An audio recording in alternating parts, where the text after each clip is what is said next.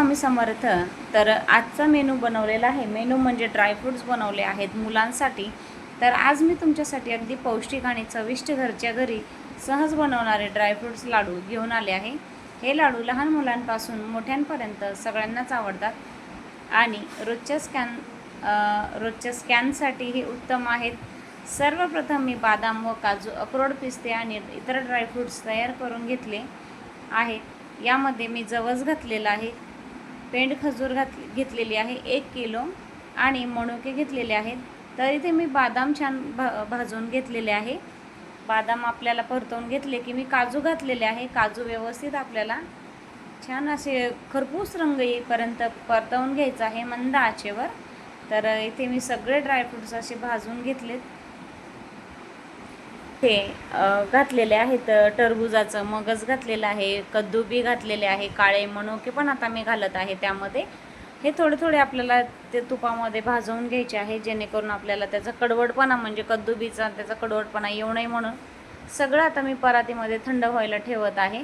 1 वाटी खोबरं घालत आहे. खोबरं आपल्याला चांगलं भाजवून घ्यायचं आहे, जाळायचं नाही आहे किंवा करपून द्यायचं नाही आहे, कारण त्याने काय होतं ना, लाडूचा वास येतो, उग्रट वास येतो.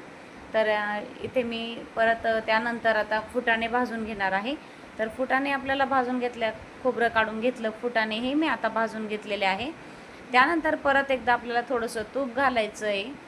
तूप मी एकच वाटीमध्ये मी जवळजवळ 3 ते 3.5 किलो मी लाडू बनवलेले आहे.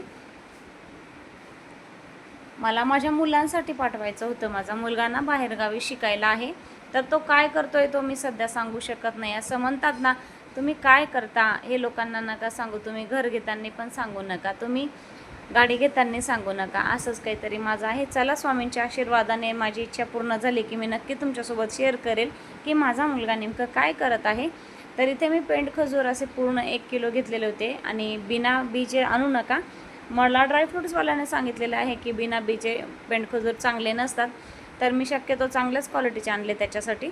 आणि पेंड खजूर इथे मस्त भाजून घेतलेले आहे. माझा सगळा जो ड्रायफ्रूट्स होता तो थंड झालेला आहे. मी सगळं पावडर काढून घेतलं. त्यानंतर आता मी इथे पेंड खजूर पूर्ण मिक्सरमध्ये असं बारीक करून घेऊ लागलेली आहे. तर बघू शकता इथे मी सगळं एकजीव करण्यासाठी मिक्स केलेलं आहे सगळं. आता हे सगळं एकजीव करत आहे आणि इतक्या सोप्या पद्धतीने हे लाडू बांधल्या जातात ना, म्हणजे 15 ते 20 मिनटामध्ये. जसं आपण प्रत्येकजणीने यूट्यूबला हा व्हिडिओ बघितलेच असतील की ड्रायफ्रूटचे लाडू, आणि बघून व्हिडिओ स्क्रोल करून सोडून दिलेला असेल की आता कुठं जमल कुठे नाही. पण अगदी मी पण तेच यूट्यूबचे व्हिडिओ बघूनच हा माझ्या मुलांसाठी मी लाडू बनवलेला आहे. अगदी सांगते ना की खरंच तयारी करेपर्यंत, लाडू होईपर्यंत लईत लई 1.5 ते 2 तासच मला लागले. म्हणजे सामान आणायला तर टाईम लागतोच ना, त्यानंतर मग काही आपल्याला एवढं काही वेळ लागत नाही. तर चला, इथे माझे लाडू तयार झालेले आहे. व्हिडिओ आवडल्यास लाईक करा, शेअर करा आणि चॅनलला सबस्क्राईब करा.